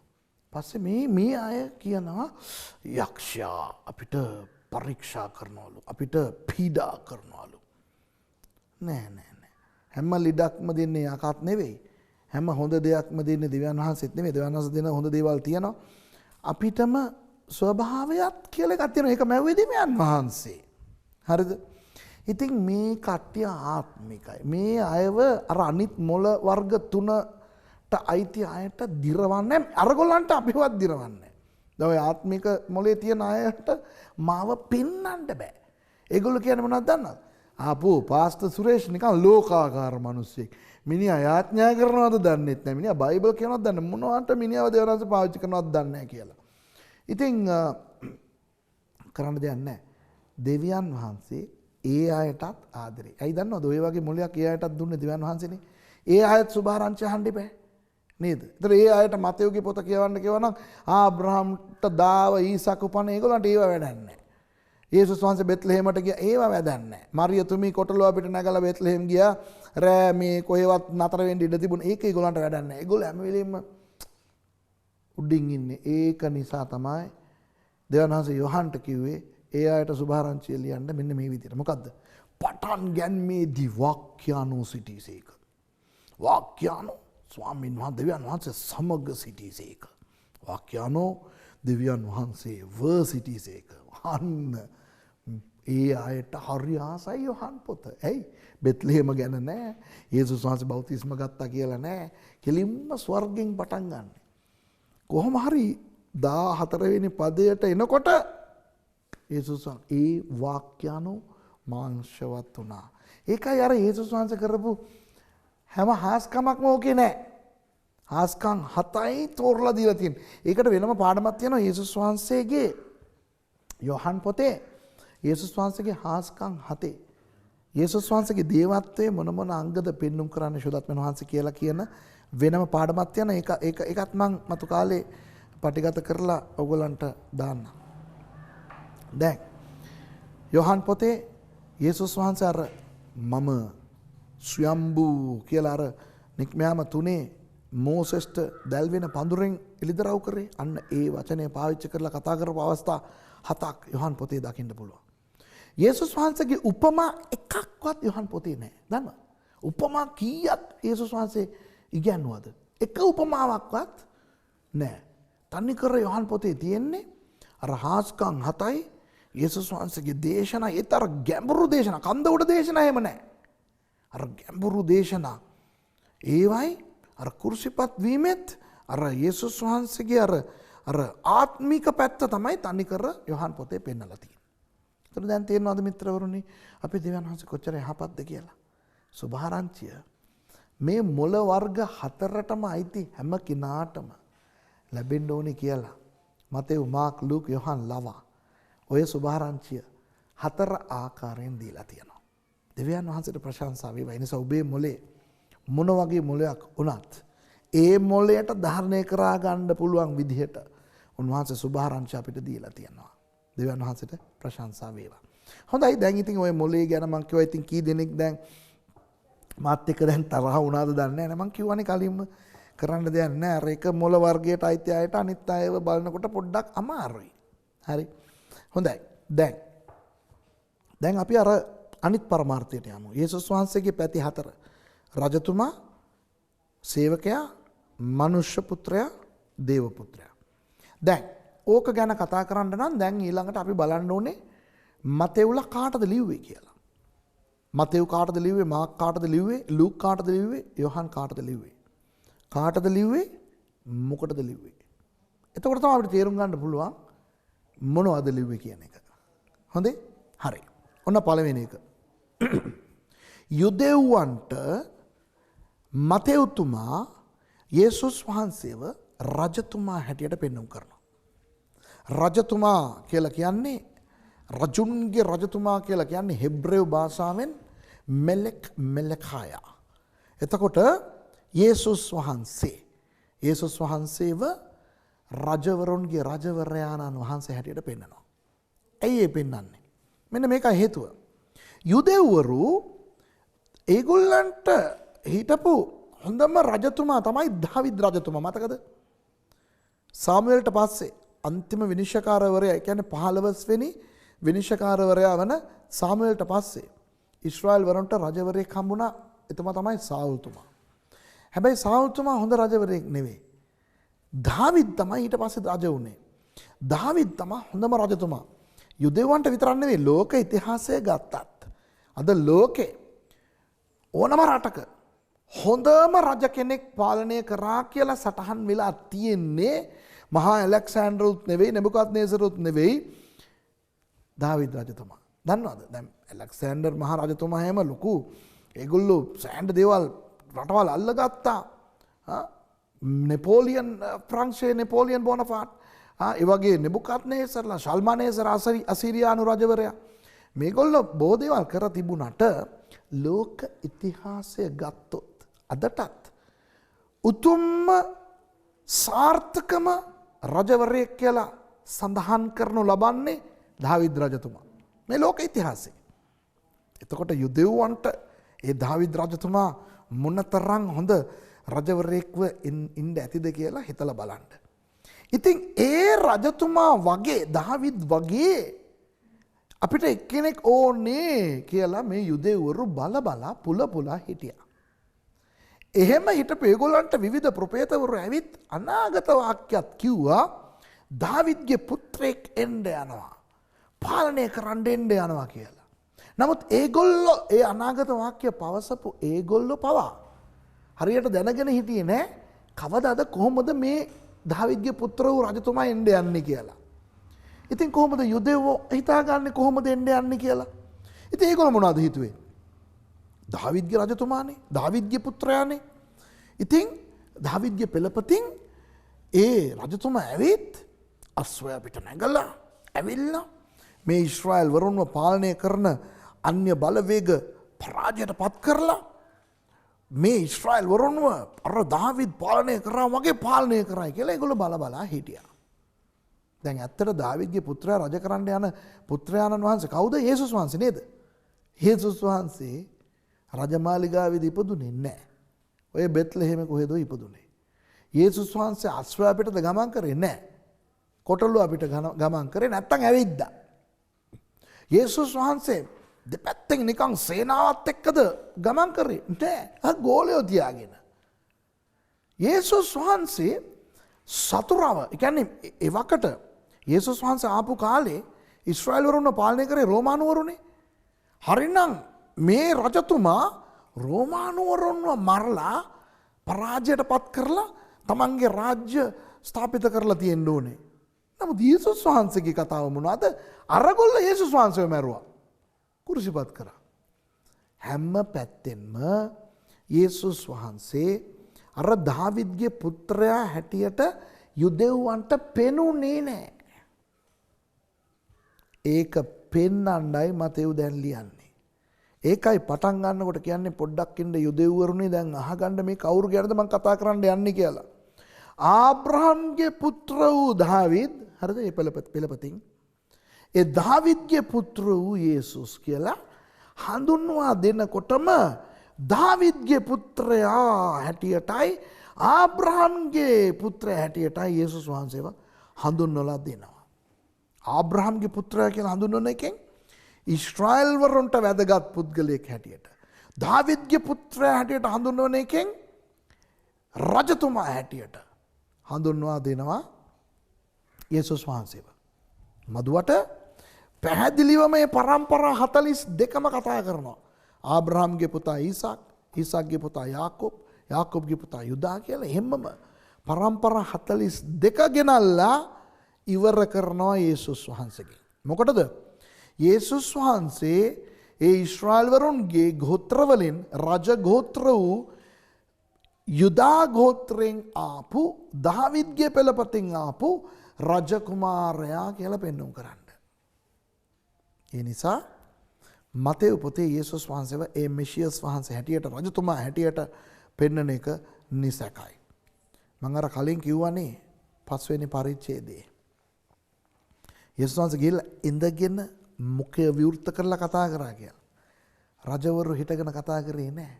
ඉඳගෙන කතා කරේ. හරිද? ඕනම සංස්කෘතියක රජවරයා සිංහාසනේ ඉඳගෙන තමයි කතා කරන්නේ. අහන් ඉන්න කට්ටිය තමයි හිටගෙන අහන් ඉන්නේ. ඒක තමයි මතෙව් 5 කියලා තියෙන්නේ. උන්වහන්සේ කන්දට ගිහිල්ලා ඉඳගත්තා. මේගොල්ලෝ ළඟට ආවෙන් පස්සේ උන්වහන්සේ කතා කරා කියලා. එතකොට මිත්‍රවරුනි මතෙව්තුමා යේසුස් වහන්සේව යුදෙව්වරුන්ට අර ඔයගොල්ලෝ බලබලා පුලපුලා හිටපු ඒ රජතුමා මෙතුමා කියලා පෙන්눔 කරන්නයි ඔක ලියන්නේ. ඒ නිසා මතෙව් පොතේ යේසුස් වහන්සේගේ මොන දෘෂ්ටි කෝණයද පෙන්눔 කරනු ලබන්නේ? අර රජතුමා කියන එක. ඒ නිසා අර යේසුස් වහන්සේගේ මනුෂ්‍යත්වය පෙන්눔 කරන, යේසුස් වහන්සේගේ දේවත්වය පෙන්눔 කරන, යේසුස් වහන්සේගේ සේවකත්වය පෙන්눔 කරන කොටස් මතෙව්තුමාගේ පොතේ ඔහු සඳහන් කරන්නේ නැහැ. දැන් තේරෙනවද ඇයි මතෙව් පොතේ අර මාක් පොතේ නැත්තම් ලූක් පොතේ නැත්තම් යොහන් පොතේ තියෙන සමහර දේවල් නැත්තේ කියලත් ඒවා ඒ පොත්වල නැති සමහර දේවල් ඇත්තේ කියලත්. හරිද? දැන් අපි බලමු මාක් තුමා කාටද ලියන්නේ කියලා. මාක් තුමා ලියන්නේ රෝමවරුන්ට. දැන් රෝමවරු කවුද? බහුදේවවාදය විශ්වාස කරපු අය. ඉතින් ඒගොල්ලන්ට මේ දෙවිවරු ගොඩක් හිටියා. ඉරු දෙයියා, හඳ දෙයියා, මේ දියඇලි දෙයියා, සුළඟ දෙයියා, මේ නරි දෙයියා, හිවල් දෙයියා, හැම දෙයකටම දෙයියෙක් හිටියා. බහුදේවවාදය විශ්වාස කරන අයට තවත් දෙවි කෙනෙක්ව හඳුන්වලා දෙනකොට ඒගොල්ලන්ට ඒ දෙවියව පිළිගන්න අමාරුවක් නැහැ. දැන් මගේ සාක්ෂිය සමහර ඔයගොල්ලෝ දන්නවත් ඇති මම ඉස්සර හින්දු. එතකොට හින්දු අයට 33 කෝටියක් දෙවිවරු හිටියා, මටත් හිටියා. ඉතින් මට යේසුස් වහන්සේව දෙවි කෙනෙක් හැටියට පිළිගන්න එක මට අමාරුවක් නැහැ. මට තිබුණු ප්‍රශ්නේ මේ අය ඇවිල්ලා කියනවා යේසුස් වහන්සේ විතරයි දෙවියන් වහන්සේ කියලා. එතකොට මට ඕනේ ඒගොල්ලම මරන්න. ඒ වගේ රෝමානු ජනයා ඒගොල්ලන්ට හොගාල දෙවිවරු හිටියා. ඒගොල්ලන්ට යේසුස් වහන්සේ ගැන කියනකොට තවත් දෙවි කෙනෙක්ද? ප්‍රශ්නයක් නැහැ කියලා පිළිගන්න එක ඒගොල්ලන්ට අමාරුවක් නැහැ. ඉතින් ඒ වගේ අයට ගිහිල්ලා සුභාරංචිය දේශනා කරන්නේ කොහොමද? ඒ අයට සුභාරංචිය දේශනා කරනවා නම් අමුත්තක් තියෙන්න ඕනේ. දැන් මගේ සාක්ෂිය මෙතන ලාවට මං කියන්න මගේ සාක්ෂිය දන්නවත් ඇති. මට ඇවිත් යේසුස් වහන්සේ ගැන කට්ටිය කියනකොට මට අප්පිරියයි. මට සුද්දගේ දෙහියා ඕනේ නැහැ. මට සුද්දගේ දෙයියා ඕනේ මේ අපිට ඉන්න දෙවිවරු ඇති කියලා හිතන් ඉන්නකොට අර සුභාරංචිය මට දේශනා කරපු පාස්ටර් බොස්කෝ ගුණවර්ධන කිව්වේ මෙන්න මෙහෙම දෙයක්. දෙවියන් වහන්සේ මිනිස්සෙක් හැටියට ආවා, ඇවිල්ලා අපි වෙනුවෙන් ගුටි කාලා මැරුණා. අන්න ඒක තමයි මාව ස්පර්ශ කරේ. මොකද මම හිටපු ආගමෙත් දෙවිවරු මිනිස්සු හැටියට ආපු අවස්ථා තියෙනවා. නමුත් එහෙම එන අවස්ථාවන් වල ඒගොල්ලෝ ගුටි කන්නේ නැහැ, බැනුම් පවා අහන්නේ නැහැ. ඒගොල්ලෝ වීරයෝ හැටියට ඒගොල්ලෝ තමයි මේ අනිත් අයව මේ හතුරන්ව මර්ධනය කරන්නේ. ඒගොල්ලෝ ගුටි කන්නේ. එතකොට මේ මිනිස්සයා පාස්ටර් බොස්කෝ ගුණවර්ධන ඇවිල්ලා මට අමුතු දෙයක් කියනකොට මම බැලුවා ඒ කියන්නේ මේ ඔයගොල්ලන්ගේ දෙයියෝ ඇවිල්ලා ගුටි කාලා මැරුණා. අන්න එතනින් තමයි මම කල්පනා කරන්න පටන් ගත්තේ මොකක් හරි මේකේ තියෙනවා. ඔක ඇත්තනම් මොකක් හරි එකක් තියෙනවා කියලා මං ඒක අධ්‍යයනය කරලා තමයි අන්තිමට මම දෙවියන් වහන්සේ පිළිගත්තේ 1979. හොඳේ 79 ඉඳලා අද වෙනකම් මේ 2014 සැප්තැම්බර් 28ද 29ද කොහෙද අද වෙනකම් මම යේසුස් වහන්සේව විශ්වාස කරන්නේ ඕක නිසායි. එතකොට මේ රෝමවරුන්ට යේසුස් වහන්සේව ගිහිල්ලා හඳුන්වලා දෙනකොට ඒගොල්ලෝ දන්න කරන ඒ දෙවිගොල්ලන්ට වඩා වෙනස් දෙයක් මේ මාක්තුමා කියන්න ඕනේ. ඒ නිසා මාක්තුමා වෙන මෙහෙම දෙයක් කරනවා. කියන්නේ ශුද්ධාත්මයන් වහන්සේ මාක්තුමා ලවා මෙහෙම දෙයක් ලියනවා. මොනවද දන්නවද? යේසුස් වහන්සේ ආවේ සේවය බලාපොරොත්තු වෙන්නේ නෙවෙයි, සේවය ලබන්න නෙවෙයි, සේවය කරන්න. මොකද රෝමවරුන්ගේ දෙවිවරු හිටියා නේද? ඒගොල්ලෝ කවුරුත් ඒගොල්ලෝ මිනිස්සු හැටියට, සත්තු හැටියට ඒගොල්ලෝ එන අවස්ථාවන් වල ඒගොල්ලෝ කාටවත් උදව් කරේ නැහැ. ඒගොල්ලෝ උදව් ලබා ගත්තා. ඒගොල්ලෝ දෙවිවරු නිසා ඒගොල්ලෝ මිනිස්සුන්ගේ සේවය ලබා ගත්තා. හැබැයි යේසුස් වහන්සේ ගැන හඳුන්ලා දෙනකොට වෙනසක් පෙන්වනවා. මොනවාද වෙනස? උන්වහන්සේ සේවය කරන්න ආපු සේවකේ දුවනවා මිනිසුන්ට සුව කරගෙන මිනිසුන්ට උදව් කරගෙන උන්වහන්සේ විවේක ගන්න නැහැ. උන්වහන්සේ නිදා ගන්න නැහැ. උන්වහන්සේට කෑම කන්න වෙලාවක් නැහැ. උන්වහන්සේ දුව පැන මිනිසුන්ට උදව් කරගෙන හිටපු සේවකයෙක් කියලා පෙන්නනකොට තමයි අර යුරෝමවරුන් බලන්නේ ආඩේ මේ අපේ දෙවිවරුන් වගේ නෙවෙයිනේ මේ දෙවියා කියලා යේසුස් වහන්සේ ගැන ඒගොල්ලෝ අහන්න කැමති වෙන්නේ. ඒක තමයි රෝම වරුන්ට ලියන ලද මේ මාක් සුභාරංචි පොතේ තියෙන අර අමුත්ත සහ වෙනස. තේරෙනවද? හරි. දැන් තුන්වෙනුව ලූක්තුමා කාටද ලියන්නේ? මං කිව්වා කලින් ලූක්තුමා යුදෙව්වෙක් වුණාට ක්‍රිස්තියානි වුණ යුදෙව්වෙක් වුණාට යුදෙව්වෙක් වෙන්න කලින් එතුමා ග්‍රීක්වරයෙක් කියලා. ඒ වගේම ක්‍රිස්තියානි හැටියට දැන්පත් වෙලා ඉන්න යුදෙව්වෙක් හැටියට නමුත් කලින් ග්‍රීක්වරයෙක් හැටියට හිටපු තියෝෆිලස්ට ලියනවා. එතකොට ලූක්තුමා මේ ග්‍රීක්වරුන්ට ලියන්නේ. ඔය ග්‍රීකයෙකුට මිත්‍රයෙකුට ලියන මුවාවෙන් ඔය පණිවිඩය ලියන්නේ ග්‍රීක්වරුන්ට. ග්‍රීක්වරු මොන වගේ අයද කියලා ඔබ දන්නවා. දැන් ලෝක ඉතිහාසය ගත්තොත් ග්‍රීක්වරු ඒගොල්ලන්ගෙන් තමයි දර්ශනවාදයන් ආවේ. හරිද? අපි ඉංග්‍රීසියෙන් කියනවා the great Greek philosophers. Plato, Socrates මේගොල්ලෝ එහෙම කවුද? ග්‍රීක් දර්ශනවාදීන්. එතකොට ග්‍රීක්වරුන් හැම දෙයක්ම බලන්නේ නිකන් අර මොලේ ඒගොල්ලන්ට මොලේ එක නිකන් දර්ශනවාදයක් වගේ එන්න ඕනේ. අර මං ඉස්සෙල්ලා කිව්වේ අර මෙඩිකල් මොලේ කියන්නේ වෛද්‍ය විද්‍යාව අර ඒ වගේ අර තාක්ෂණ ඒ වගේ අර මොලේ තියෙන කට්ටිය. එතකොට ඒගොල්ලන්ට නිකන් ගිහිල්ලා මේ අන්න දෙවියන් වහන්සේ මිනිසෙක් වුණා, හාස්කම් කරා, මේ කට්ටියට කණ්ඩ දුන්නා, අන්ධයට සුව දුන්නා කියපුවම එහෙමද කියලා පැනලා දුවගෙන ඉන්නේ.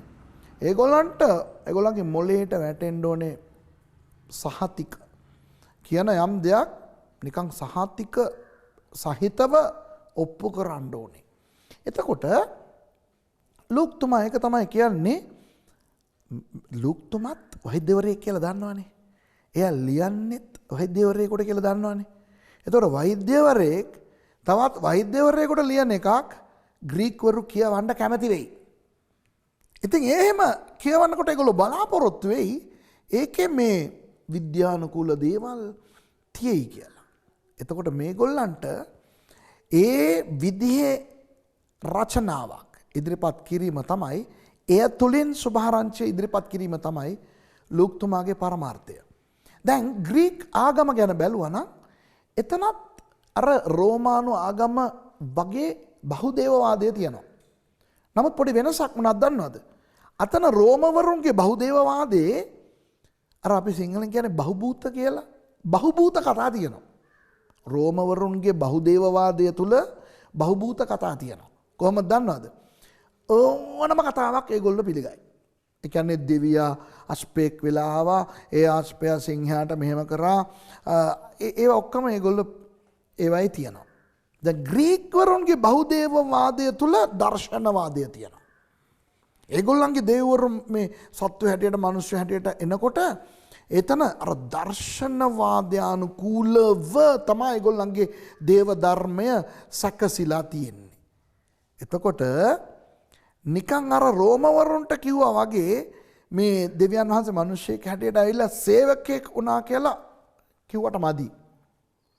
මෙතන ලූක්තුමා මොනවද දන්නවද පෙන්වු කරන්නේ?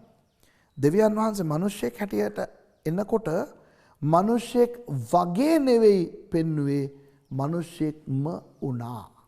යේසුස් වහන්සේ මිනිස්සෙක්ම වුණා. උන්වහන්සේට මාංශය තිබුණා, රුධිරය තිබුණා, ඇටකටු තිබුණා. මිනිස්සෙකුට තියෙන හැඟීම් උන්වහන්සේට තිබුණා. ඒ කියන්නේ ලූක් පොත කියවනකොට ඔයගොල්ලෝ බලා ගන්න පුළුවන් යේසුස් වහන්සේට බඩගිනි හැදෙන අවස්ථා, දාඩිය හලන අවස්ථා, යේසුස් වහන්සේ කම්පණයටපත් වෙන අවස්ථා. හරිද? ඒ මිනිස්සෙකුගේ සියලු හැඟීම් යේසුස් වහන්සේ තුල තිබුණා කියලා පෙන්වුව තමයි ඒ ග්‍රීක්වරු ඔය සුභාරංචියට අහුම්කම් දෙන්න යන්නේ. දෙවියන් වහන්සේ මිනිස්සෙක් වගේ ආවේ නැහැ. ඒ කියන්නේ දැන් ග්‍රීක්වරුන්ගේ දෙවිවරු ඉන්නව නේද? ඒගොල්ලෝ මිනිස්සෙක් හැටියට හෝ සතෙක් හැටියට ආවා කියන්නේ ඒගොල්ලෝ අර ඇත්තටම මේ සතා උන් නැල්ලු. වගේ ආවලු. වගේ පෙන්වලු. මිනිස්සෙක් වගේ, අශ්වයෙක් වගේ, තව සත්තු වගේ පෙනී හිටියා. පෙන්නවා. නමුත් මෙතන යේසුස් වහන්සේ කියන පුද්ගලයා මිනිස්සෙක් වගේ ආපු පුද්ගලයෙක් නෙවෙයි, මිනිස්සෙක්ම වුණා. 100% මිනිස්සෙක් වුණා කියන එක ඔප්පු කරන එක තමයි ලූක් සුභාරංචි පොතේ පරමාර්ථය. එය තුලින් සුභාරංචිය දේශනා කිරීම. තේරෙනවද? හරි. එතකොට මතෙව්තුමා යුදෙව්වන්ට යේසුස් වහන්සේව රජතුමා හැටියට පෙන්වුම් කරනවා. දාවිද්ගේ පුත්‍රයාණෝ හැටියට. මාක්තුමා රෝමවරුන්ට යේසුස් වහන්සේව සේවකයා හැටියට කියන්නේ දෙවියන් වහන්සේ මිනිසෙක් හැටියට ඇවිත් මිනිසෙන්ට සේවය කරා කියලා පෙන්නනවා. ලූක්තුමා ග්‍රීක්වරුන්ට දෙවියන් වහන්සේ මිනිසෙක් හැටියට එනකොට 100%ක් මිනිසෙක් වුණා කියලා පෙන්වුම් කරනවා. අන්තිමට යෝහන් ගැන බලමු. මතෙව් වගේම යෝහන් යේසුස් වහන්සේව යුදෙව්වරුන්ට හඳුන්වලා දෙනවා. හැබැයි කොහොමද? දෙවියන් වහන්සේ හැටියට. මෙන්න මෙහෙමයි. මිනිස්සෙක් හැටියට ආපු පළියට මේ මිනිස්සයා නිකන් මිනිස්සෙක් කියලා හිතන්න එපා. උන්වහන්සේ දෙවියන් වහන්සේ. දේව පුත්‍රයා කියලා පෙන්눔 කරන එක තමයි යෝහන්ගේ වගකීම. යේසුස් වහන්සේගේ දේවත්වය පෙන්눔 කරනවා. ඒ නිසා යුදෙව්වන්ට, මොකද යුදෙව්වන්ට හිටියේ ඉන්නේ එකම දෙවියන් වහන්සේනේ. දැන් පරම ගිවිසුමට යුදෙව් කියන්නේ ටනාක් කියලා. ටනාක් එක පරණ ගිවිසුමේ ඉන්නේ එකම දෙවියන් වහන්සේ. ඒ දෙවියන් වහන්සේගේ නම මොකද්ද? යාහ්වේ. ආබ්‍රහම් මොරියා කන්දේ ඊසක්ව පූජා කරන්න ගිය අවස්ථාවේ ඊසක්ව පූජා කරන්න එපා කියලා අර බැටළුවව දුන්නාම සපයපුවාම සපයන ස්වාමීන් වහන්සේ කියලා යාහ්වේ යීහේ කියන නම ආබ්‍රහම් මුල් වතාවට ප්‍රකාශ කරා. සිංහලෙන් යෙහෝවා ජයිරේ. ඒක ඇත්තට හෙබ්‍රෙව් වල යාහ්වේ යීහේ. ඒ යාහ්වේ කියන නමින් උන්වහන්සේ තමන්ව හඳුන්වලා දුන්නා කියලා එදායින් පස්සේ යුදෙව් අද වෙනතුරු යාහ්වේ කියන නම පාවිච්චි කරන්නේ නැහැ. ඒ වෙනුවට ඇඩොනයි කියලා පාවිච්චි කරන්නේ. දැන් යාහ්වේ කියලා ලියලා තියෙන තැන්වලත් අර පරණ ගිවිසුමේ අපේ සිංහල බයිබල් වල ස්වාමින් වහන්සේ කියලා අර ලොකු අකුරු වලින් ලියලා තියෙනව නේද? ඒ අර යාහ්වේ කියලා ලියලා තියෙන ස්ථාන. ඒ ස්ථාන ඒ තනක් එකේ යුදෙව්ව කියවනකොට යාහ්වේ කියලා උච්චාරණය කරන්නේ ඇඩොනයි කියලා උච්චාරණය කරන්නේ. හරිද? ඒ තරම් අර එකම දෙවියන් වහන්සේට ගරු කරා මේ යුදෙව්වෝ. ඒගොල්ලන්ට ගිහිල්ලා යේසුස් වහන්සේ තමයි දෙවියන් වහන්සේ කියලා ඔප්පු කරන එක හරි අමාරුයිනේ. ඒ නිසා ඒ ඇඩොනයි ඒ යාහ්වේ තමයි මේ යේසුස් වහන්සේ කියලා පෙන්눔 කරන එක තමයි යෝහන්ගේ වගකීම. ඒකයි එතුමා පටන් ගන්නේ. පටන් ගැනීමේදී වාක්‍යානෝ සිටිසේක. ලොගොස්. ඒ වාක්‍යානෝ දෙවියන් වහන්සේ සමග සිටිසේක. ඒ වාක්‍යානෝ දෙවියන් වහන්සේව සිටිසේක. ඒ වාක්‍යානෝ මාංශයක් හැටියට ආවිය කියලා 14 ඒ කියන්නේ එකේ 14 වෙනි පදය 17 වෙනි පදය ඔයගොල්ලෝ කියවලා බැලුවොත් ඔයගලන්ට බලා ගන්න පුළුවන්. එතකොට යේසුස් වහන්සේව දෙවියන් වහන්සේ හැටියට පෙන්නනවා. ඒ නිසා යා කියලා තමන්ව පෙන්눔 කරන ඒ යා කියලා තමන්ව පෙන්눔 කරන අවස්ථා ගැන යෝහන් කතා කරලා කියනවා. අර මාර්ගයද සැබෑවද ජීවනයද මමය අර යා කියලා යේසුස් වහන්සේ කියපු අවස්ථා. ජීවනදායක රොටි මමය යා දොරටුව මමය. ඒ වගේ අර අවස්ථා 7ක යේසුස් වහන්සේ තමන්ව යාහ්වේ කියලා පෙන්නපු ඒ අවස්ථා පෙන්නනවා. ඒක තමයි ග්‍රීක් වලින් කුරියොස් කියලා කියන්නේ. යේසුස් වහන්සේව ග්‍රීක් බයිබලයේ හඳුන්වන්නේ කුරියොස් යේසුස් ක්‍රිස්ටෝස් කියලා.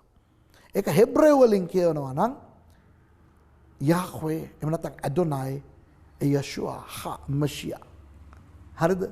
එතකොට යෝහන් පෙන්눔 කරනවා මේ යේසුස් වහන්සේ තමයි දෙවියන් වහන්සේ කියලා. හාස්කම් 7න් පෙන්눔 කරනවා උන්වහන්සේගේ දේවත්වය, උන්වහන්සේගේ ස්වාමිකම පෙන්නුම් කරනවා. ඒ නිසා යේසුස් වහන්සේ ගැන අනිත් දේවල් යේසුස් වහන්සේගේ රජකම, සේවකකම, මනුෂ්‍යකම යොහන් පෙන්වන්නේ නැහැ. දේවකම විතරයි පෙන්වන්නේ යුදෙව්වන්ට.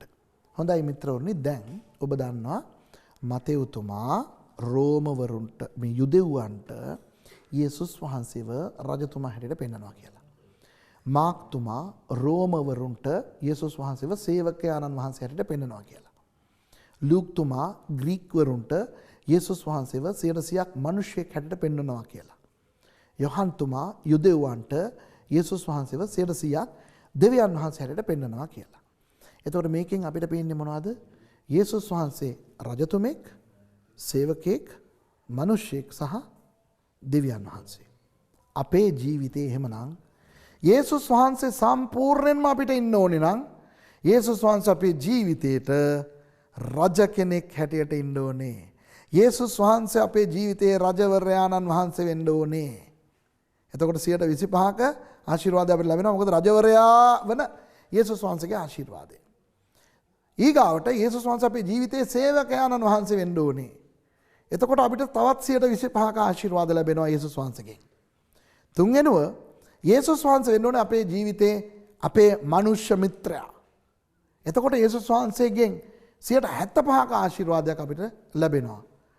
අවසාන වශයෙන් යේසුස් වහන්සේ වෙන්න ඕනේ අපේ ජීවිතේ එකම දෙවියන් වහන්සේ. එතකොට 100%ක් වූ ආශිර්වාද අපිට ලබා ගන්න පුළුවන්. දැන් මේ පාඩමේ පළවෙනි කොටස ඉවර වෙන්න යනවා. දෙවෙනි කොටසෙන් මම ආරම්භ කරන්න යන්නේ මොනවද දන්නවද? උන්වහන්සේ රජවරයා හැටියට ඉන්නවා කියන්නේ අපිට මොනවද? අපි මොනවද කරන්න ඕනේ ඒකට? කොහොමද යේසුස් වහන්සේව රජවරයා හැටියට අපි අදාළ කරගන්නේ අපේ ජීවිතේට?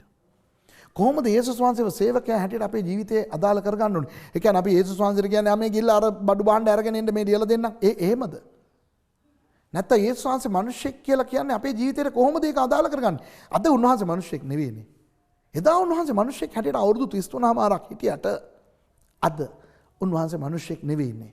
ඒතකොට අපි කොහොමද උන්වහන්සේගේ මනුෂ්‍යත්වයෙන් ප්‍රයෝජනයක් ලබා ගන්නේ? උන්වහන්සේගේ දේවත්වයෙන් ප්‍රයෝජන ලබා ගන්නේ කොහොමද?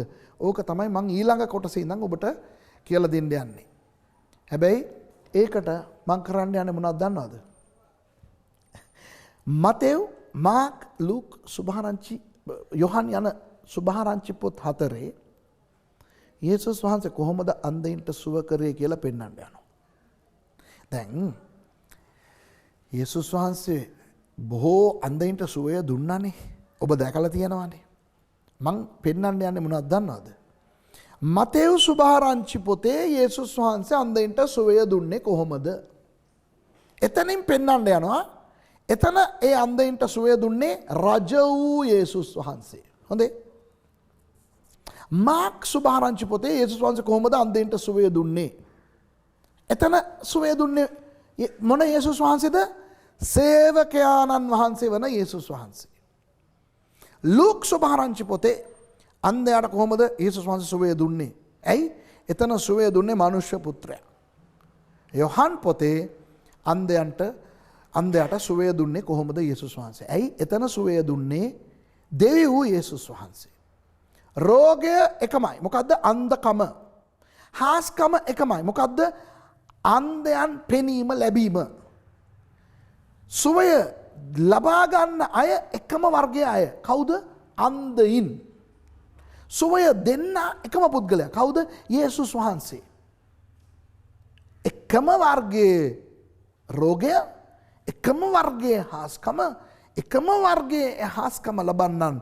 නමුත් එකම වෙනස ඒ හාස්කම කරන පුද්ගලයා අතන රජතුමා හැටියට කරනවා, අතන සේවකයා හැටියට කරනවා, අතන මනුෂ්‍යයා හැටියට කරනවා, අතන දෙවියන් වහන්සේ හැටියට කරනවා. ඒක තමයි අපි බලන්න යන්නේ. දැන් මම විශ්වාස කරනවා බොහෝ දේ ඔබ ඉගෙන ගන්න ඇති. මම මේ පාඩමේ අවසානයේට ඔබව දැන් ගෙනල්ලා තියෙන්නේ. හොඳට මතක් කරගන්න, ලියලා තියෙන ඒවා ආපහු බලන්න. හොඳට යාඥාවෙන් මේ පාඩම ධාරණය කරගන්න. ඊළඟ කොටසේ ඉඳන් අපි බලමු එකම යේසුස් වහන්සේ රජතුමා හැටියට, සේවකයා හැටියට මනුෂ්‍ය හැටියට දෙවියන් වහන්සේ හැටියට කොහොමද අන්ධයින්ට සුවය දුන්නේ කියලා. ඒක තුලින් මතෙව් මාක් ලූක් යොහන් යන මේ සුභාරංචි පොත් හතරේ යේසුස් වහන්සේ කොහොමද ක්‍රියා කරන්නේ අපේ ජීවිතයට කොහොමද ක්‍රියා කරන්න යන්නේ කියලා අපි බලන්න යනවා. එහෙනම් ඒ පාඩම මේ පාඩමේ ඊළඟ කොටසට අපි ඒ කොටසේදී හම්බෙමු. එතෙක් යේසුස් වහන්සේ ඔබට ආශිර්වාද කරනසේක්වා. ආමෙන්.